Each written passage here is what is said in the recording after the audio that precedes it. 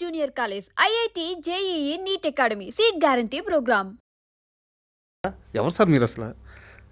ఒక సినిమా తీశారు, 2 ప్రెస్ మీట్లు పెట్టారు, అందరికీ వాయిస్ చేస్తున్నారు, ఇండస్ట్రీలో ఉన్న సమస్యలు అన్నిటి మీద మాట్లాడుతున్నారు. మీ మూవీ రిలీజ్ కాకముందే మూవీ ఇండస్ట్రీలో ప్రొడ్యూసర్లకు ఉన్న సమస్యల గురించి మహా అయితే ఇక్కడ మొత్తం టర్న్ ఓవర్ ఒక 10,000 కోట్లు, నిర్మాత ఒక్కడే ఎందుకు కష్టపడాలి, సో అందరినీ భాగస్వామ్యం చేద్దాం, ఈవెన్ ఆడియన్స్ని కూడా భాగస్వామ్యం చేద్దాం అంటున్నారు. నిర్మాత కష్టాల గురించి మాట్లాడుతున్నారు, హీరోయిన్లు ఆ యాక్టర్స్ యొక్క వాళ్ళ బాధ గురించి, వాళ్ళ పెయిన్ గురించి చెప్తున్నారు, సినిమా జర్నీ గురించి చెప్తున్నారు. ఈవెన్ నాకు తెలిసి ఇప్పుడు మీరు డిస్ట్రిబ్యూషన్లో కూడా భాగంగా కాబోతున్నారు అనుకుంటాను. ఈ సినిమాని సీడెడ్ మీరు డైరెక్ట్ డిస్ట్రిబ్యూట్ చేశారు, సో మొత్తం గెలికేస్తున్నారు. అసలు ఎవరు మీరు, ఎక్కడి నుంచి వచ్చారు, అసలు ఇండస్ట్రీకి ఎందుకు వచ్చారు? ఇండస్ట్రీకి ఎవరైనా రావచ్చు, అవును, ప్యాషన్తో రావాలి వచ్చేవాళ్ళు. డబ్బులు ఉన్నాయి కదా అని రాకూడదు. డబ్బులు పెట్టి నువ్వు ప్యాషన్గా నేర్చుకో. నువ్వు సినిమా తీయటం మొత్తం రిలీజ్ చేసి మళ్ళీ డబ్బులు రికవరీ చేసుకుని వచ్చేవరకు ఒక ఇంజనీరింగ్ చదివినంత సబ్జెక్ట్, దానికంటే ఒక డాక్టర్ మెడిసిన్ చదివినంత సబ్జెక్టు, ఒక ఎంటర్టైన్మెంట్ అనే కాలేజ్ పెడితే దాంట్లో నువ్వు ఫీజు గట్టి చదువుకున్నట్టు. నువ్వు పెట్టే 2 కోట్లు, 3 కోట్లు, 5 కోట్లు, 100 కోట్లు ప్రొడ్యూసర్ పోయిందంటే ఆ పోయిన డబ్బులతో ఇంత నేర్చుకున్నాడని అర్థం. ఆ కనీసం నేర్చుకునే నీ దగ్గర అవగాహన నేర్చుకోవడానికన్నా రెడీగా ఉండు. మీరు ఎక్కడ నేర్చుకుంటున్నారు? అందరికీ నేర్పిస్తున్నారు. నేర్పించడం కాదు, నాకు ఒక్క సినిమాకి నాకు వచ్చిన నాకు అందులో ఆటుపోట్లు, లోపాలు, ఎక్కడ ప్రాబ్లమ్స్ ఉన్నాయి, ఎందుకు నేను అడ్రస్ చేయకూడదు? దానికి 10 సినిమాలు తీయాల్సిన అవసరం లేదు. కరెక్ట్గా ఇన్వాల్వ్ అయితే ఒక సినిమాలో తెలిసిపోతాయి. సినిమా మేకింగ్లో ప్రాబ్లమ్స్ ఏం లేవు, సినిమా తయారైన కాడి నుంచే ప్రాబ్లమ్స్ ఉన్నాయి. అంటే లేదు సార్, నేను చెప్పడం ఏంటంటే మీ కామెంట్స్ కానీ మీ అప్రోచ్ కానీ రాంగ్ అని నేను అనట్లేదు. యాక్చువల్గా ఇప్పుడు ఇండస్ట్రీలో ఉన్న సమస్యలు ఇవన్నీ. బట్ ఏంటంటే నా డౌట్ ఏంటంటే పెద్ద నిర్మాతలు కూడా చాలామంది ఓపెన్ అవ్వలేక ఒక భయంతో కానీ లేకుంటే మనకెందుకులే అనుకొని వెళ్తున్న క్రమంలో మీరు మీ వాయిస్ రేజ్ చేస్తారు. ఎవడో కూడా ముందు అడిగేయాలి కదా సార్. నేను వేసాను, I'm ready, I'm daring person. అసలు ఏం సార్ మీ బ్యాక్గ్రౌండ్ ఏంది? నా బ్యాక్గ్రౌండ్ ఉండక్కర్లేదు సార్. లేదు సార్, అంటే ఎక్కడి నుంచి వచ్చారు? మాది అగ్రికల్చర్ ఫ్యామిలీ. నేను కృష్ణా జిల్లా అగ్రికల్చర్ ఫ్యామిలీ. తర్వాత నేను 7th క్లాస్ నుంచి బయటకు వెళ్ళిపోయాను. బ్యాక్గ్రౌండ్ ఇప్పుడు నీకు మోడీ వాళ్ళ ఏం బ్యాక్గ్రౌండ్? చాయ్ వాళ్ళ మోడీ.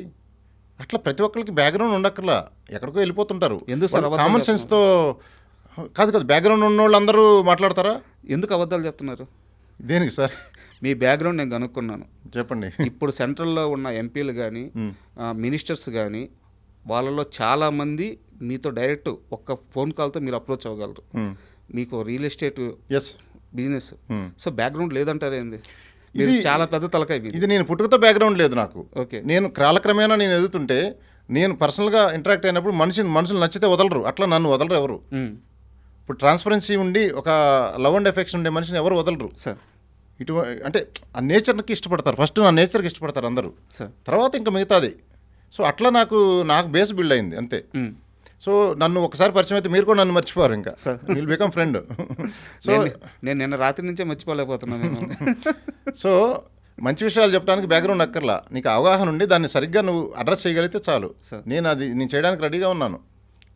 సార్ మీ అప్రోచ్ చూస్తుంటే అండ్ మీ మైండ్ సెట్ కానీ మీ థింకింగ్ లెవెల్ కానీ చూస్తుంటే, సో ఖచ్చితంగా మీరు అంత అమాయకుడు అయితే కాదు.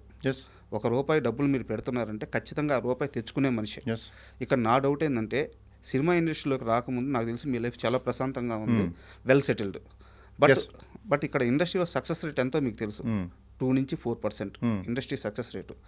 ఇలాంటి ఒక ఇండస్ట్రీలోకి ఎందుకు వచ్చారు? ఎందుకు డబ్బులు పెట్టాలనిపించింది? ఇప్పుడు నాకు తెలిసి నెక్స్ట్ కూడా మీరు చాలా అగ్రెసివ్ అప్రోచ్తో వెళ్ళబోతున్నారు ఇండస్ట్రీలో. సో ఎందుకు మీరు ఇక్కడ ఉండాలని ఎందుకు నిర్ణయించుకున్నారు? ఇప్పుడు ఇండస్ట్రీలోనే ఉండాలనేది ఏం లేదు, ఇండస్ట్రీ కూడా మనం ఎందుకు చూడకూడదు? ఇప్పుడు ఏ ఫీల్డ్లో దిగినా నువ్వు చేసే పని ఇంక 10 మందికి ఉపయోగపడాలి. మరి ఇక్కడ ఈ ఇండస్ట్రీలో నీకు రేడియస్ ఎక్కువ, ఎంటర్టైన్మెంట్ అందరికి కావాలి. నువ్వు ఇక్కడ చేసే ప్రోడక్టు నీకు కొన్ని లక్షల మందికి ఎంటర్టైన్మెంట్ ఇస్తుంది. అది వాళ్ళ నుంచి వాళ్ళకి ఇచ్చే ఆనందం అల్టిమేట్లీ వర్క్ సాటిస్ఫాక్షన్ ఉండాలి కదా. సో ఎక్కువ ఆనందం ఇవ్వగలిగేది ఎంటర్టైన్మెంట్ ఇండస్ట్రీ ప్రపంచంలో చూడండి. కాకపోతే దాని దాని టోటల్ వర్త్ లేదంతా. దాన్ని బిల్డ్ చేయమని చెప్పాను మొన్న. అది బిల్డ్ చేసే క్రమంలో ఇట్లాంటి పుట్టగొడుగులు కొన్ని ఉన్నాయి అని నేను అబ్జర్వ్ చేసిన పాయింట్స్ చెప్పాను. నాకంటే ముందు పెద్ద ప్రొడ్యూసర్లు చెప్పారు, లో వాయిస్తో చెప్పుంటారు. నేను హై వాయిస్తో చెప్పడం వల్ల ఇది మీకు అందరికీ రీచ్ అయ్యి మళ్ళీ నన్ను తిరిగి మీరు అడుగుతున్నారు. సో ఇది ఖచ్చితంగా అడ్రస్ చేయాలి. ఈ ఇండస్ట్రీ గ్రో కావాలంటే ఈ ఫ్యాక్టర్స్ అన్ని అడ్రస్ చేసి అందరూ కూర్చొని నేను ముందడుగు వేసాను. నేనేం తప్పు చెప్పట్లేదు, నేను చెప్పేదాన్ని కరెక్ట్, అందరికీ తెలుసు. అది నాకు చాలా ఫోన్ కాల్స్ కూడా వచ్చినాయి, కరెక్ట్గానే చెప్తున్నావు, దాన్ని మీరు కరెక్ట్గా అడ్రస్ చేస్తున్నావు, మంచి వాయిస్తో రేజ్ చేశారు, మీలాంటి వాళ్ళు కావాలి అని. So that is the only first work satisfaction ఎవరికైనా ఉండాలండి. నువ్వు చేసేది 10 మందికి ఉపయోగపడే విధంగా ఉండాలి. అది ఇక్కడ ఉంది.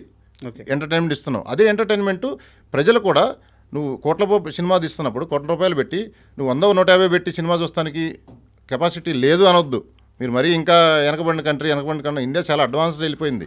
100-150 పెట్టి టికెట్లు కొని 500 పాప్కార్న్ కూడా ఖర్చు పెడుతున్నారు చాలామంది. అది పాప్కార్న్ ఖర్చులకి. సో ఎంటర్టైన్మెంట్ చూస్తానికి మీరు మేము ఇచ్చే ఎంటర్టైన్మెంట్ చూస్తాం ₹100 ఎక్కువ అని ఫీల్ అవ్వక్కర్లేదు. చాలా తారతమ్యం ఉంది ఆడియన్స్కిను సినిమా ఇండస్ట్రీకి మధ్య. Sir sorry to interrupt you. ఇప్పుడు మీరు ఆడియన్స్ గురించి ఒక మాట అన్నారు సార్. నేను మాట చెప్పానా, జనాలకి థియేటర్కి రావడానికి డబ్బులు ఖర్చు అవ్వట్లేదు సార్. థియేటర్కి వచ్చిన తర్వాత ఖర్చు అవుతున్నాయి. అంటే టికెట్కి మీరు చెప్పినట్టు టికెట్ కాస్ట్ పెట్టుకొని సినిమాకి రావడానికి మాకెవ్వరికి ఇబ్బంది లేదు. మేము వస్తాం. కరెక్ట్.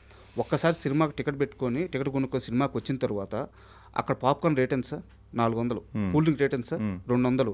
అక్కడ ఏమన్నా చిన్న ఒక వస్తువు కొనుక్కొని ఒక చాక్లెట్ ఒక వాటర్ బాటిల్ కొనుక్కోవాలంటే ₹90, ₹100. సార్ భార్య బిడ్డను తీసుకెళ్ళి అంత పెద్ద మాల్లో అంత పెద్ద థియేటర్లో కూర్చున్న తర్వాత నా భార్య కానీ నా బిడ్డ కానీ నాకు అది కొని అన్నప్పుడు 10 మందిలో వాళ్ళని అక్కడ హాల్లో నుంచి బయటికి తీసుకురాకుండా అక్కడే కూర్చోబెట్టేసి నేను బయటికి రాలేను కదా కరెక్ట్. నా భార్య బిడ్డ ముందు. సో వాళ్ళు నేను థియేటర్కి తీసుకెళ్ళిన తర్వాత నేను ఒక 2,000 ఖర్చు చేయాల్సి వస్తుంది కదా. అది సార్ సమస్య. సినిమా టికెట్ రేట్లు కొనడానికి ఆడియన్స్ అందరూ రెడీగా ఉన్నారు. సమస్య ఎక్కడైందంటే సినిమాకి వెళ్ళిన తర్వాత ఆ 2 hours 3 hours అయ్యే ఖర్చు కోసం భయపడుతున్నారు. సో మీరు ఇన్ని ఇండస్ట్రీలో ఉన్న ఇన్ని సమస్యల మీద వాయిస్ రేజ్ చేశారు. దీని మీద కూడా రేజ్ చేయండి. ఇప్పుడు మల్టీప్లెక్స్కి వెళ్ళినప్పుడు మీరు అడిగిన క్వశ్చన్లో అర్థం ఉంది. మల్టీప్లెక్స్లో ఖచ్చితంగా ఈ అన్నిటి రేట్లు ఎక్కువ ఉన్నాయి. అంటే ఒక పాప్కార్న్ వాల్యూ చేయదు ఆ సినిమా. ఇప్పుడు చేయట్లేదు కదా సార్. అదే కదా చేస్తున్నారు. ₹150 టికెట్ ఉంటే మిగతా ఖర్చులన్నీ ఒక్కొక్క ఐటమ్ 5 కొంటే 500-600 అవుతుంది. అవును. అంటే ఆడియన్ను ఈ ₹150 రాకపోవడానికి అదే పెద్ద one of the main reason అది.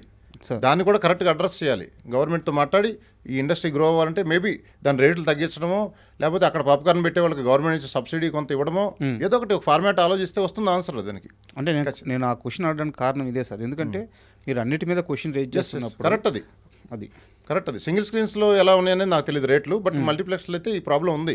నేనే ఫేస్ చేశానండి ప్రొడ్యూసర్ని. నేనే వాటర్ బాటిల్ కొనడానికి వెనక ముందు ఆలోచించేవాడిని. ఓకే. ఇంక సామాన్య పరిస్థితి చిన్న బాటిల్ ఉందా అంటాను నేను, కొంచెం 2 గుట్టలే తాగడానికి. లేదని పెద్ద బాటిలే అమ్ముతాడు వాడు. ఇది మాఫియా అక్కడ కూడా తయారైంది. ఓకే. చిన్న బాటిల్ ఇప్పుడు అది మళ్ళీ థియేటర్లోకి తీసుకెళ్ళొచ్చు లేదో అసలు నీళ్ళు కొంచెం తాగాలి. చిన్న బాటిల్స్ పెట్టుకోవచ్చు కదా. సో ప్రతి చోట దోచుకోవాలని ఉన్నారు. బట్ సినిమా రేట్ కంటే అవే ఎక్కువ ఉన్నాయి. అంటే పాప్కార్న్ వాల్యూ చేయట్లా సినిమా. బాహుబలి అయినా అంతే, ఏదైనా అంతే. 2 గంటల ఎంటర్టైన్మెంట్ ఇస్తున్నాం. అది ఎప్పటికీ ఉంటుంది. అది ఒక మెమరీ. సినిమా అనేది ఒక లైబ్రరీలో బుక్ లాంటిది. అది మళ్ళీ చూడు. ఓటీటీలో లైబ్రరీలో బుక్ నచ్చితే మళ్ళీ ఇంకోసారి చదువుకో. ఓటీటీకి ఇక్కడ చూస్తానికి తేడా ఉంది. వేడివేడిగా బిర్యానీ వండితే అక్కడే తింటే ఎలా ఉంటుంది? 2 రోజులు ఫ్రిడ్జ్లో పెట్టుకొని వేడి చేసి తింటే ఎలా ఉంటుంది? అది ఓటీటీ. ఇది వేడివేడిగా తింటున్నట్టు. దీని ఎక్స్పీరియన్సే వేరు. ఆ ఎక్స్పీరియన్స్ని ఎంజాయ్ చేస్తే అదొక కిక్కు. దానికేం ట్యాబ్లెట్ లేదు కదా ఆ కిక్ రావడానికి.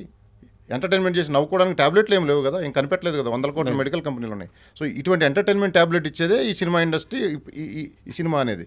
సో ఆ సినిమా 1-2 గంటలు ఒక ట్యాబ్లెట్ వేసుకుంటే వాడికి ఫుల్ జోష్ వచ్చేస్తుంది.